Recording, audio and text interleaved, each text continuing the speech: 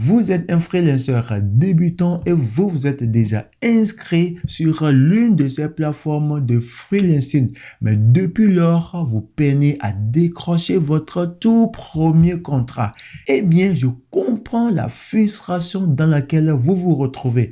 Mais sachez une chose, vous n'êtes pas les seuls à traverser ces situations. Parce que bon nombre de freelancers à succès que vous voyez aujourd'hui sont passés par les mêmes situations que vous, y compris moi-même qui suis devant vous aujourd'hui. Dans mon cas, il m'a fallu 1 mois, 2 mois, voire 3 mois et au-delà avant de pouvoir signer mon tout premier client. Mais cela ne m'a pas empêché de gagner mon second client, mon troisième client, mon quatrième client. Et aujourd'hui, par la grâce de Dieu, j'ai pu obtenir le badge de top rated sur la plateforme Upwork. Dans cette vidéo, je me permets de vous partager le plan détaillé que j'ai suivi étape par étape pour pouvoir décrocher mon tout premier contrat. Alors, si toi aussi tu te retrouves dans la même situation, je t'invite à prendre note et à suivre cette vidéo jusqu'à la fin. Si tu es prêt, let's go! Le premier élément que je m'avais partagé avec vous, c'est d'éviter de vous comparer à d'autres. Il ne sert absolument à rien de chercher à se comparer à d'autres, voire se comparer à ceux qui ont déjà une longueur d'avance sur vous. À l'époque où je me suis lancé sur Upwork, je me rappelle très bien, nous étions plus de 15 personnes à vouloir tenter notre aventure sur les plateformes de freelancing. Alors, on s'est permis de créer un groupe WhatsApp dans lequel on s'encourageait mutuellement. Ce qui m'a marqué et que je retiens jusqu'à présent, c'est que mon tout premier contrat a vraiment tardé. Mais à côté, j'avais déjà des amis qui commençaient par signer leur tout premier contrat. Il y a des amis par ici qui envoient leur capture d'écran, d'autres qui envoient leur capture d'écran. Bravo, je viens de signer mon tout premier contrat. Félicitations. Et je me suis dit, mais tiens, qu'est-ce qui n'a pas marché chez moi? Nous avons suivi la même formation. Nous avons fait le même parcours. Comment se fait-il que eux, ils arrivent déjà à signer leur tout premier contrat et que moi, je suis là ici, j'ai fait 1 mois, j'ai fait 2 mois, j'ai fait déjà 3 mois. Je n'ai pas encore signé mon tout premier contrat. Alors, toutes ces idées-là que je concevais en moi créaient en quelque sorte une frustration, un fardeau qui pesait sur moi. Et en quelque sorte, je peux dire que je portais envie à ces amis qui commençaient pas à réussir. Mais j'ai fini par comprendre une seule chose qui a changé toute la donne, c'est que chaque chose a son temps. Il fallait que j'accepte que je suis nouveau et que je n'avais pas de compétences ni d'expérience. J'avoue, j'ai commencé le freelancing sans aucune compétence, sans aucune expérience préalable parce que le cursus scolaire ne me permettait pas de proposer des offres, de vendre des offres sur les plateformes de freelancing. Et donc, il a fallu que cela prenne du temps. C'est tout à fait normal. Je dois accepter que je viens de commencer et je dois travailler. Alors, comment est-ce que j'ai procédé? J'ai commencé par analyser le profil de ces amis qui commençaient par gagner leur premier contrat. Je suis allé, j'ai analysé le titre qu'ils ont mis, j'ai analysé la description, le prix qu'ils ont proposé. Et donc, pour chaque ami, j'ai essayé d'élaborer des fiches pour pouvoir collecter, voilà, les données qu'ils ont mis. J'ai essayé de faire une synthèse de toutes ces données pour pouvoir constituer mon propre profil est unique à moi. Et après quelques jours d'optimisation de mon profil, j'ai fini par décrocher mon tout premier contrat. Après, j'ai signé mon deuxième contrat et après, les autres ont commencé par s'en suivre. Donc, il a fallu que je maîtrise cette formule-là. N'essayez pas de se comparer à d'autres personnes. Reste toi, accepte ta position et commence par apprendre d'arrache-pied. Permettez-moi de partager avec vous d'autres business que j'ai lancés et appliquer cette même stratégie pour pouvoir réussir. Le premier business que j'ai lancé, un cours de formation sur Udemy. Alors, je voyais d'autres formateurs qui disaient que voilà, sur Udemy, c'était rentable. On pouvait faire des chiffres d'affaires énormes. Je me suis dit, mais tiens, il faut que j'essaye l'opportunité là. J'ai commencé par élaborer des idées. J'ai fait des tournages et j'ai publié la vidéo. Je m'attends le premier mois, commencer par faire des sous. À ma grande surprise, je n'ai pas fait de vente le premier mois. Deuxième mois, je n'ai pas fait de vente. Et c'est après 3-4 mois que j'ai commencé par enregistrer 2 apprenants dans la formation. Mais je ne me suis pas découragé. Je n'ai même pas essayé de me comparer à ceux qui ont déjà eu de la réussite sur la plateforme. J'ai pris le temps d'étudier la plateforme et j'ai pris le temps d'élaborer une stratégie. Et pas plus que le mois dernier, le mois de décembre, plus de 30 apprenants ont intégré la formation. Et c'est formidable. Le deuxième business que j'ai lancé et qui a marché à succès en évitant de se comparer à d'autres, c'est cette chaîne YouTube même. Alors, si tu n'es pas encore abonné, je t'invite à t'abonner. Fais-le maintenant. Alors, qu'est-ce qui s'est passé? Je me suis dit bien, il faut que je lance une chaîne YouTube pour commencer par partager mes connaissances avec le reste du monde entier. J'ai lancé la chaîne YouTube, j'ai travaillé d'arrache-pied pendant 3 mois, espérant avoir des résultats explosif. Mais tenez-vous bien, je n'ai pas obtenu les résultats espérés. Étant frustré, découragé, j'ai laissé de côté la chaîne YouTube et je suis parti me reposer. Mais comme la formule est de chercher à ne pas se comparer à d'autres, parce que je voyais d'autres déjà qui avaient des 1000 vues, des 2000 vues, etc. Et c'était facile pour eux, mais pour moi, c'était difficile, compliqué. Je ne comprenais pas pourquoi pour moi, ça prend toujours du temps. J'ai pris un temps de vacances et après 9 mois d'absence, je me suis dit, mais tiens, il faut que je revienne, il faut que je reprenne de nouveau. Et en juillet dernier, je suis arrivé, j'ai commencé par bosser sur la chaîne. Et après 3 mois, voire les 3 mois et demi, on en avait les 4 mois, j'ai pu atteindre mes 1000 abonnés sur YouTube. Et ceci, félicitations, et c'est grâce à vous, c'est grâce à la confiance que vous avez placée en moi qui m'ont permis de continuer par bosser sur la chaîne. Et pas plus que le mois dernier, où je n'ai même pas eu le temps de bosser comme il le faut. Je crois que c'est 2 vidéos seulement que j'ai publiées, mais j'ai enregistré plus de 500 abonnés. Vous voyez que c'est énorme, n'est-ce pas? La stratégie, elle marche. N'essaie pas de se comparer à d'autres. Ces personnes à qui tu te compares, ils ont des années d'expérience. Ils ont d'équipement plus que toi. Ils savent ce qui marche de ce qui ne marche pas. Tu viens de te lancer, prends le temps d'étudier. Prends le temps d'élaborer des stratégies pour pouvoir percer de ton côté. Donc, j'ai fini par comprendre que réussir, c'est une question de volonté. La volonté d'apprendre, la volonté de persévérer, la volonté de s'inspirer de ceux qui réussissent déjà. Alors, si tu arrives à appliquer ces stratégies, la réussite ne pourra que frapper à ta porte.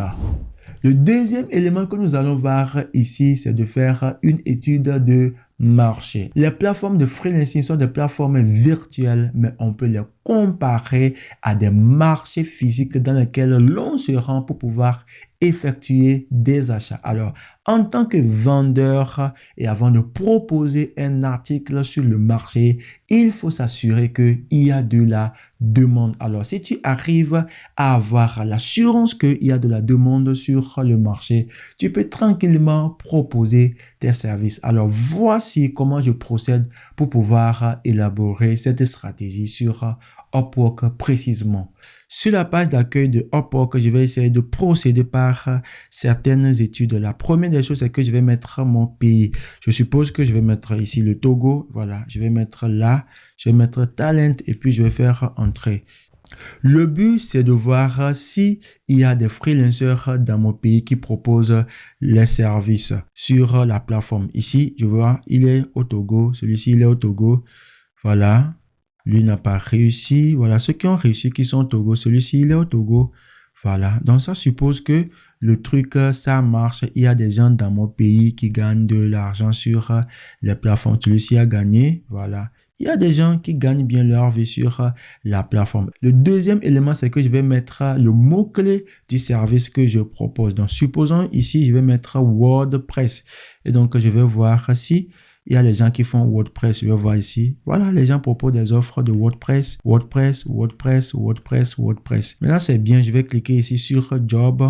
Voilà. Pour pouvoir voir ici s'il y a des jobs dans la même thématique. Donc, je clique là. Je vais voir s'il y a des jobs qui sont postés. Voilà, ici, il y a 4 minutes, il y a un job posté. Ici, 6 minutes, ici, 12 minutes, WordPress, ici. Voilà, WordPress également. Voilà, WordPress.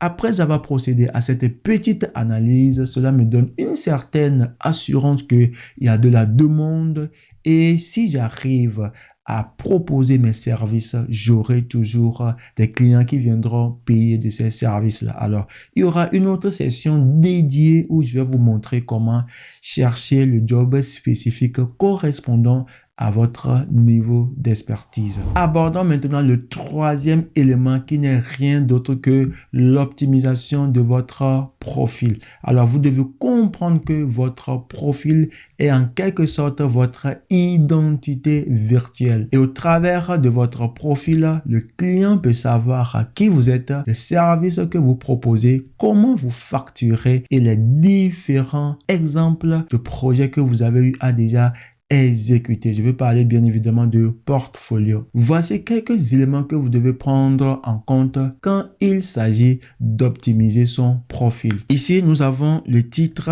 nous avons la description et nous avons la photo de profil. Alors, pour ce qui concerne le titre, qu'est-ce que je fais? J'essaye de sélectionner les différents freelancers qui sont dans le même domaine que moi. Et là, je vais essayer de faire un jeu de mots, voilà, pour pouvoir faire ressortir mon titre modèle que je vais essayer de mettre sur mon profil. Alors, un exemple concret ici, je viens là, WordPress, je prends Talent, je vais essayer de faire entrer. Vous allez voir ici, il met WordPress Web Developer.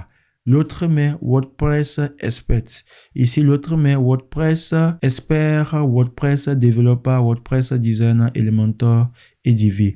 WordPress Developer, voilà, WordPress Spécialiste. Donc ici, je peux me permettre de prendre WordPress Spécialiste ou bien WordPress Developer Experte. Voilà, ça dépendra, voilà, de vous. Ça dépendra bien évidemment de vous de jouer sur ces jeux de mots pour pouvoir vous positionner sur les mots-clés bien spécifiques. Le deuxième élément ici, c'est la description. Et donc, on procède toujours de la même manière. Allez, vous sélectionnez les différents freelancers qui sont dans votre catégorie.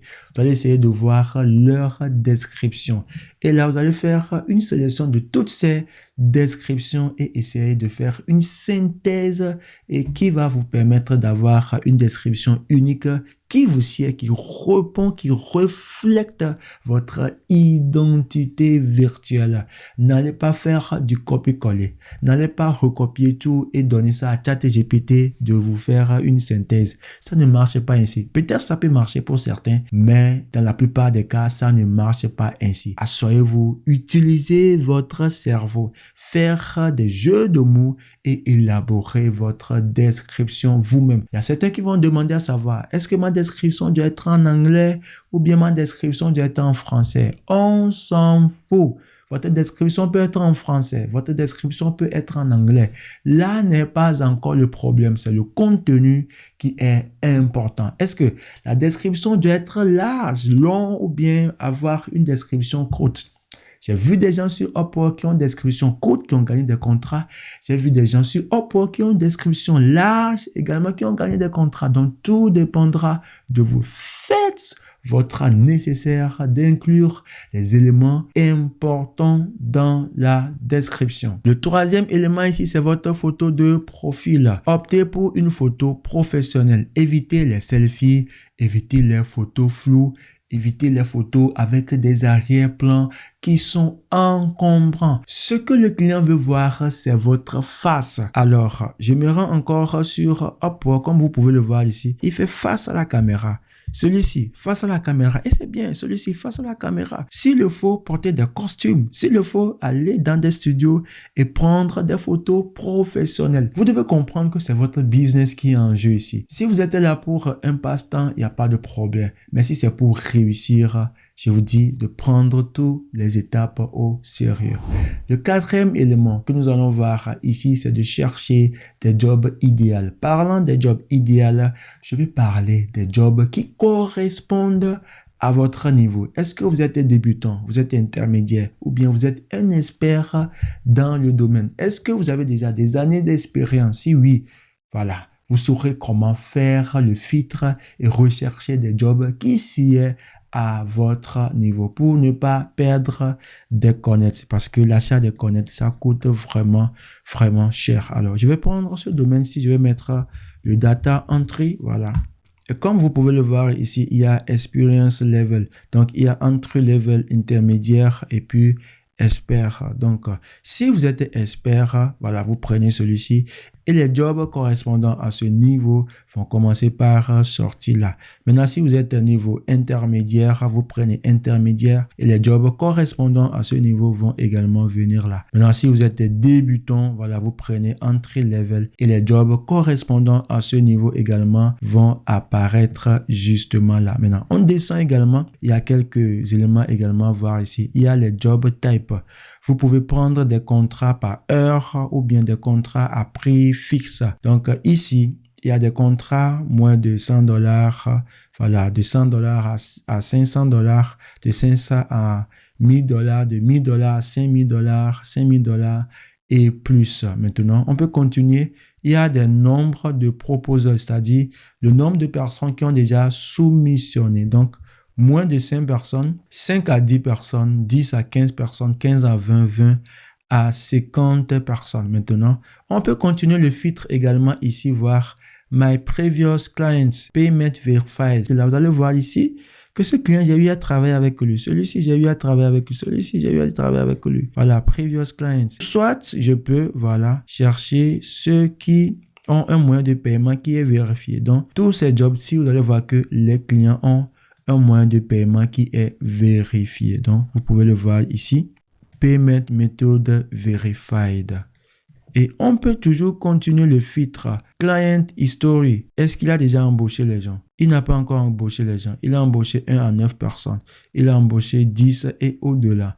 Vous pouvez toujours continuer la localisation du client. Vous pouvez, voilà, chercher à paramétrer, voilà, la localisation du client. Tu veux que les clients viennent de l'Afrique, de l'Amérique, de l'Asie, de l'Europe, de l'Océanie. Tout dépendra de toi. Maintenant, tu veux travailler moins de 30 heures par semaine ou bien plus de 30 heures par semaine. Donc, tout dépendra de toi. Si tu arrives, en fait, à pouvoir faire ce filtre-là, voilà, qui se fait voir ici, on peut venir là et effacer. Si vous arrivez à faire ce filtre, vous allez voir que vous allez vous positionner sur les jobs qui correspondent à votre attente. Ça fera que vous n'allez plus perdre de connects. Je tiens à le rappeler, les connects maintenant sur Upwork, ça coûte vraiment, vraiment, vraiment cher. Alors, appliquez les filtres pour pouvoir vous positionner sur le bon client.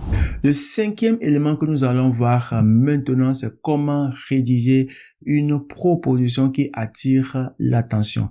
Vous devez comprendre que la rédaction d'une bonne proposition, ça ne se fait pas du jour au lendemain. C'est quelque chose qui prend du temps. De mon côté également, je continue par me perfectionner dans la rédaction de mes propositions. Il ne s'agit pas d'avoir des templates modèles que vous allez utiliser pour tous les projets qu'on va poster sur Upwork. Non, il y a toujours des adaptations en fonction du besoin spécifique du client. Alors, c'est ce que moi je comprends personnellement, c'est ce que je fais et ça marche pour moi. Alors, venez ici, je vais vous montrer quelque chose. Le premier élément, c'est de commencer par une accroche percutante. Donc, le premier élément, commencez toujours par une approche percutante. Donc, vous pouvez commencer par bonjour, le nom du client. Je suis intéressé par votre projet de. Donc, vous énoncez le besoin du client. Donc, ce qui vous amène à lire la demande du client, toute la demande du client, ligne par ligne, point par point. Vous relevez tous ces points-là. C'est très, très important. Le deuxième élément ici, c'est de montrer que vous avez lu l'offre. Il arrive parfois certains clients qui incluent des mots-clés ou bien des indices dans la description de leur offre et vous demandent de commencer, toujours commencer, voilà, votre proposition par ce mot-clé-là. Maintenant, si tu n'as pas pris le temps de lire, tu vas faire comment? Donc, il faut lire prendre le temps de lire la proposition du client et de noter les éléments essentiels. Maintenant, le troisième point, c'est de proposer un prix raisonnable. Si vous êtes débutant, proposez un prix raisonnable en fonction du travail et de l'énergie, le temps que cela peut vous coûter. C'est très important. Je n'ai pas dit de commencer par proposer des offres à $1, à $2, à $3, à $4. Et je ne dis pas non plus de commencer par proposer des offres à $20, $30, $45 de l'heure. Non. Essayez de trouver un prix raisonnable. C'est très important. Alors, je me permets de vous montrer quelques propositions que j'ai envoyées aux clients et j'ai eu un retour et par la suite, le contrat a été signé. Voilà cette proposition que j'ai envoyée au client. Après, il m'a fait un retour et on a continué la discussion. Voici ce que j'ai dit. J'ai dit hi parce que j'ai cherché son nom, je ne l'ai pas trouvé. I'm very happy to get in touch with you. I understand that you are looking for someone. C'est-à-dire ici, j'ai dit, il est en train de rechercher quelqu'un qui puisse participer à un online training et lui fournir un report. Vous voyez, n'est-ce pas? Donc, j'ai lu tout ce que les clients envoient. Donc, ils cherchent quelqu'un pour assister. Donc, c'est ce que j'ai fait ressortir. Et voilà, c'est ce que j'ai dit ici. Voilà. Commencez par I, c'est ce que j'ai fait. Et je suis intéressé par votre projet et vous énoncez ce que le client veut. Donc, ce que le client veut ici, c'est quelqu'un qui puisse aller sur, voilà, une formation en ligne et faire le report pour lui. Et après, j'ai commencé, continuer. Et ici, j'ai dit thank you for your consideration and I hope to have the opportunity to work with you on this project. Donc ici, je suis en train de faire un appel au client. Voilà, je suis heureux de saisir cette opportunité de vouloir travailler avec vous.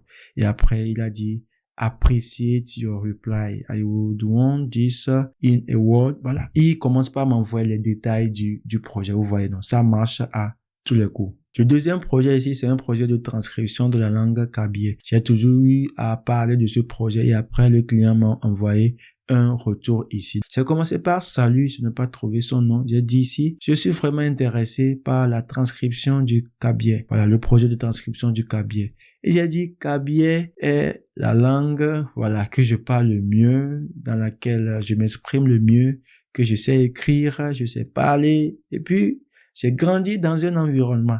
Voilà, le client qui lit ça, attends, il a déjà le freelancer qu'il faut. Il lit ça, il a déjà le freelancer et c'est moi qui dois faire le projet là. Eh bien, voilà, il m'a donné le projet, les amis, il m'a donné le projet.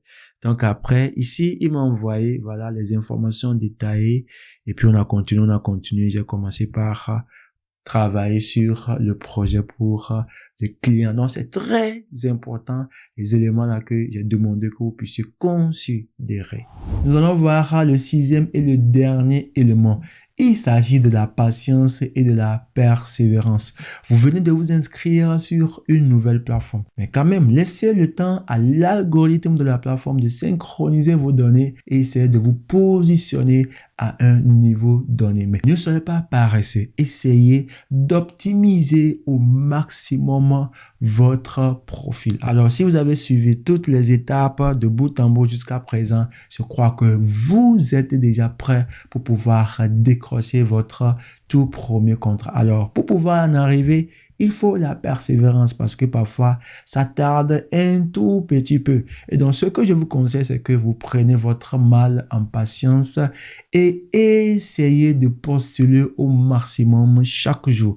Au moins 2 à 3 jobs, 4 jobs par jour si il le faut, si vous avez quand même les moyens. Je me rappelle, moi, je prends de l'argent de ma poche pour pouvoir payer les connects. Mais ça a duré, je n'ai plus fait sortir de l'argent de ma poche pour pouvoir payer les connects parce que les clients eux-mêmes me contactent sur la plateforme. Et là, je travaille sans pouvoir payer des connects. Et vous allez voir ici un ancien client qui est revenu et on a encore commencé un nouveau contrat. Il a dit, this is an ongoing manual transcription. Donc, c'est un projet qui va perdurer dans le temps.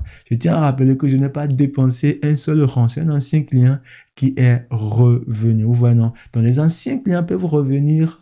Les clients même peuvent vous contacter directement. Et donc, vous n'aurez plus à dépenser de l'argent. Donc, le début, c'est ça qui compte. C'est difficile au début, mais je vous encourage, tenez le coup. La réussite, ça prend toujours du temps, mais quand ça débute, les gens auront que des yeux pour pouvoir vous contempler. Alors, si vous n'avez pas encore créé votre compte sur Upwork, je vous invite à suivre cette vidéo pour pouvoir créer votre compte. Je reste toujours disponible et joignable dans l'espace commentaire des vidéos ainsi que dans notre groupe d'entraide Facebook. Alors, venez poser toutes sortes de questions. Je ferai de mon possible pour pouvoir vous satisfaire. Alors, c'est tout pour cette vidéo. Portez-vous bien et on se retrouve à la prochaine. Peace out.